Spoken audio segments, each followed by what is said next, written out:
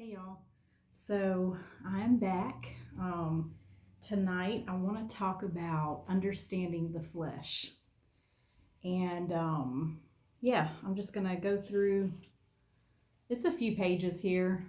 If I don't get through all of it, then I will do the next half um, at another time. But I'd like to get through most of it that I can tonight. So Also, I just want to share that these are all things that I learned through counseling, through Christian counseling. And yeah, and I need to go back through this for myself as a reminder too. And so, yeah, it's just been really good. I'm hoping and praying to be able to get a small group started up for single women. And yeah, that's what I'm praying for right now, that the Lord would start to open those doors and bring bring that together. So all right, let's just get right into it. So understanding the flesh defined. God-given needs everyone is born with: love, acceptance, worth, and security. Only God can fill these needs. Because you were born separated from God, you have sought messages from other people to try to learn how to get these needs filled by yourself. The biblical definition of flesh: everyone did what was right in his own eyes. Judges 17:6. I am walking according to the flesh when I attempt to meet my God given needs on my own apart from Christ. The flesh wants to be in control in order to meet those needs instead of trusting Christ and allowing the Spirit to be in control. Flesh is any attempt to meet my needs apart from God through Christ. Um, and then down here is just listing some ways in which people attempt to meet their need for all these different things: for love, relate for acceptance, worth, and security, intimate relationships, people pleasing, um, money, power, sex, relationships.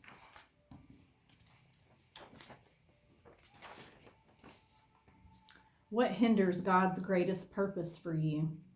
Galatians 5:16, 17, and 25. But I say, walk by the Spirit, and you will not carry out the desire of the flesh. For the flesh sets its desire against the Spirit, and the Spirit against the flesh. For these are in opposition to one another. If we live by the Spirit, let us also walk by the Spirit. The flesh and the Spirit are in opposition to one another. Because believers live by the Spirit, let us also walk in the Spirit, by the Spirit. Romans 8:4. So the requirements of the law might be fulfilled in us who do not walk according to the flesh, but according to the Spirit. We've got two ways of walking for the believer. We may walk by or according to the flesh or according to the Spirit. Galatians 5:19 through 21 says, the deeds of the flesh are evident, which are immorality, impurity, and sensuality. Philippians 3:5. If anyone else has a mind to put confidence in the flesh, I far more, circumcised on the 8th day of the nation of Israel, as to righteousness which is the law, found blameless. He always comes looking for me whenever I'm starting these studies. I'm in here.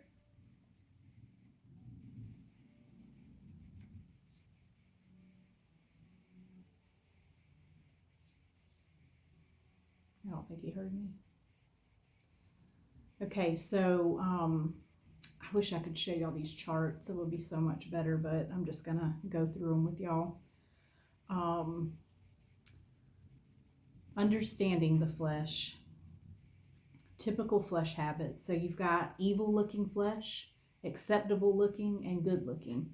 Under the evil looking is what we see is drug and alcohol abuse, sexual abuse, murder, robbery, lying, lust, porn, acceptable looking, anxiety, gossiping, gluttony, workaholism, functioning addicts, success, good looking, perfectionism, people pleasing, self sufficiency, religious activity, moralism. Even good looking flesh is sin. It is the result, fruit of relying on oneself instead of depending upon Christ. The flesh cannot produce the fruit of the Spirit, even in the believer. We usually rely upon the flesh because of wrong belief. We might believe that God expects us to do for ourselves, and He only gets involved when we need His help. We may also believe that God does not care about our circumstances, so it's up to us to remedy them. God leads all of His children to first and foremost focus on right belief. Right behavior comes from right belief, not vice versa.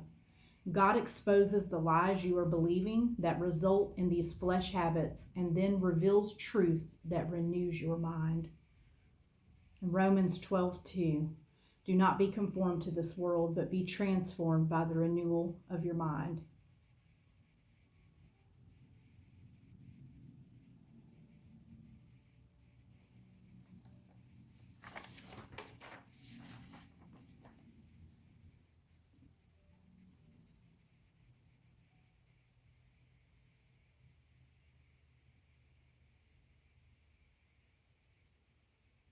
The flesh hinders God's greatest purpose for you. We've discovered that while as believers we live by the Spirit, we may still walk according to the flesh. Works of the flesh hinder God's greatest purpose for us because they do not glorify God.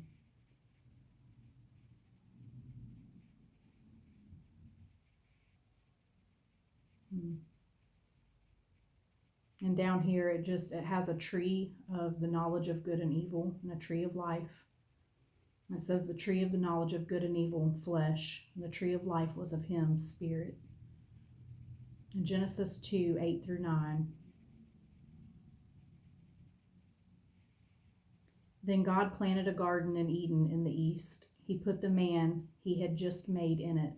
God made all kinds of trees grow from the ground, trees beautiful to look at and good to eat. The tree of life was in the middle of the garden, also the tree of knowledge of good and evil. God commanded the man, you can eat from any tree in the garden except from the tree of the knowledge of good and evil. Don't eat from it. The moment you eat from that tree, you're dead. And under these two trees, one has a block for self-sufficiency, and the other one, the tree of life, Christ's sufficiency.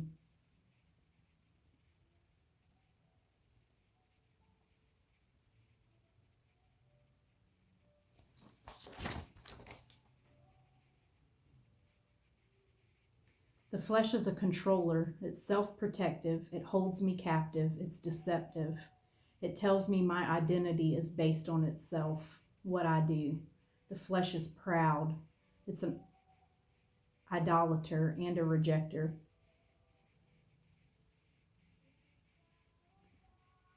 The flesh wants to be in control versus surrendering to God's control. Whew, man, I needed this so much today. The flesh is self-protective versus trusting God as my protection. The flesh holds me captive versus my walking in the freedom of Christ. The flesh, like the enemy, is a liar versus Jesus, who is the truth.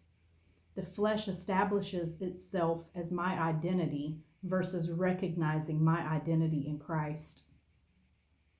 The flesh is proud, but God is opposed to the proud. The flesh creates and worships its own versus worshiping God alone, idolatry. The flesh rejects versus receiving and sharing God's loving acceptance. As believers, God has not taken away our freedom to choose to live in our own strength. God is leading you to grow in choosing by faith in Christ to live as characterized by your true roots in Christ, the tree of life. This is also known as walking by the Spirit. Man. Fruit of the Spirit. But what happens, Galatians 5:22-23. But what happens when we live God's way? He brings gifts into our lives, much the same way that fruit appears in an orchard. Things like affection for others, exuberance about life, serenity. We develop a willingness to stick with things, a sense of compassion in the heart, and a conviction that a basic holiness permeates things and people. We find ourselves involved in loyal commitments, not needing to force our way in life, able to marshal and direct our energies wisely. Wow, that was so good. I needed every last bit of this too. I'm so glad that I didn't let the lies in my mind earlier bring me down and not let me come on here and share this with my family too. And man,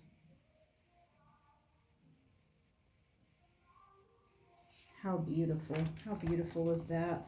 And just coming to understand that everyone is born with these needs: love, acceptance, worth, and security. And that only God can fill these needs. That was life-changing for me. Man, when I sat down for the first time several years ago and looked at this, I was just like, whoa. Everything that I searched for in these apart from God.